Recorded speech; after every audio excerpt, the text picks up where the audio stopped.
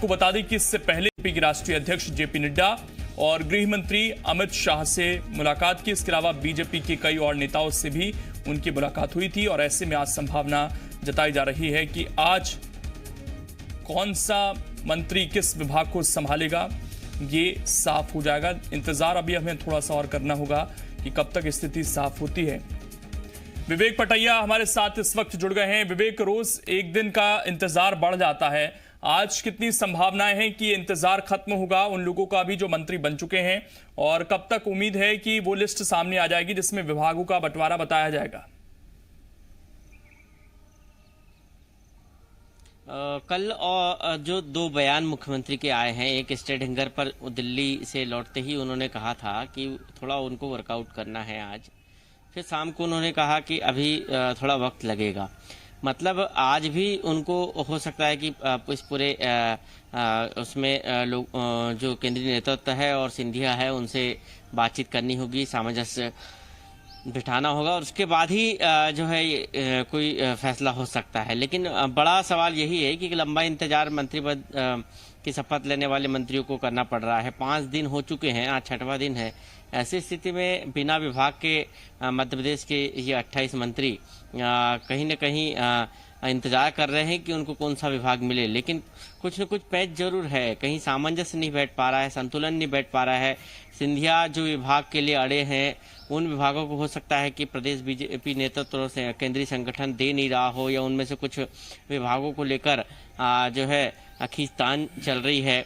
इसके साथ ही बीजेपी के शीर्ष नेतृत्व में ये भी एक डर है कि यदि सिंधिया के मंत्रियों को बड़ा विभाग दे दिया तो प्रदेश बीजेपी के जो मंत्री है उनको जो है कहीं असंतोष न फैल जाए, उनके अंदर कोई नाराजगी ना आ जाए। ये तमाम विषय है जिन पर चर्चा हो रही है, लेकिन उम्मीद ये की जा रही है कि आज मुख्यमंत्री कर दे मंत्रियों के विभागों का बंटवारा, क्योंकि मंगलवार को कैबिनेट भी इस पूरी कवायद के चक्कर में जो है स्थगित करनी पड़ी थी और काम भी काफी प्रभावित हो रहे हैं, क्योंकि मंत्रिमंडल के गठन के बाद यदि मंत्री काम पे लग जाए, अपने विभागों में काम करना शुरू कर दे, पदभार ग्रहण करने के बाद विभागाध्यक्षों से परिचय हो जाए तो काम पटरी पे आ जाएगा। क्योंकि पिछले 3 महीने से मध्य प्रदेश में यदि हम बात करें तो ब्यूरोक्रेट्स ही सभी विभागों का संचालन कर रहे हैं। महज 5 मंत्री थे और उन्हीं मंत्रियों के पास अभी भी विभाग है। बाकी सभी 28 मंत्री जिन्होंने 5-6 दिन पहले शपथ ली उनके पास कोई विभाग नहीं है।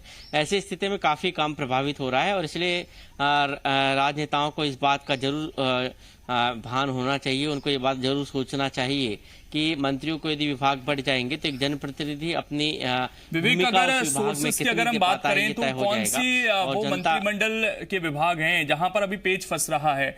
वो सिंधिया क्या चाहते हैं इसमें? उनके जो मंत्री बने हैं समर्थित लोग, उन्हें कौन सा पद दिलवाना वो चाहते हैं? देखिए, पिछले दिनों एक शब्द आया था मलाईदार विभाग। मतलब कहीं न कहीं ऐसे कुछ विभाग है जिनको लेकर पैच फंसा हुआ है। परिवहन विभाग है और राजस्व विभाग है, नगरीय प्रशासन विभाग है, हेल्थ डिपार्टमेंट है, स्कूली शिक्षा है और महिला बाल विकास विभाग है, पीएचई है। ये विभाग ऐसे हैं जो सिंधिया चाहते हैं कि उनके समर्थक मंत्रियों को दे दिए जाएं, और यदि ये विभाग उनको दे दिए जाते हैं तो फिर बीजेपी के मंत्रियों के पास ज्यादा कुछ बचेगा नहीं, और इसलिए बीजेपी चाहती है कि थोड़ा सिंधिया झुके, थोड़ा बीजेपी झुकेगी तो सामंजस्य बैठ जाएगा। क्योंकि बीजेपी के कई सीनियर विधायक मंत्री बने, जिसमें गोपाल भार्गव है, भूपेंद्र सिंह है, इनको कहीं न कहीं बड़े विभाग देना पड़ेगा। और 5 जो मंत्री अभी विभाग संभाले हैं उनसे भी कई विभाग वापस होंगे, क्योंकि उनके पास भी 2-2, 3-3 विभाग की जिम्मेदारी है और 28 मंत्री और हो गए हैं। ऐसे स्थिति में इन मंत्रियों को भी विभाग देना पड़ेगा। दूसरी एक और शर्त सामने आई है कि सिंधिया चाहते हैं कि जो राज्य मंत्री बने हैं उनको स्वतंत्र प्रभार का राज्य मंत्री बनाया जाए, उनको स्वतंत्र प्रभार के तौर पर विभाग दिए जाए ताकि वो विभाग में स्वतंत्रता से काम कर सके। लेकिन संगठन इस पर तैयार होता है या नहीं होता ये भी देखना होगा, लेकिन ये बात लगभग तय है। बिल्कुल, ये सरकार आपसी कोऑर्डिनेशन चल रही है। विवेक, ये पता चल रहा है पहले मंत्रिमंडल का विस्तार नहीं हो रहा था, वो हुआ तो अब विभागों का बंटवारा नहीं हो पा रहा है और खींचतान लगातार जारी है। आप बने रहिएगा, आपके पास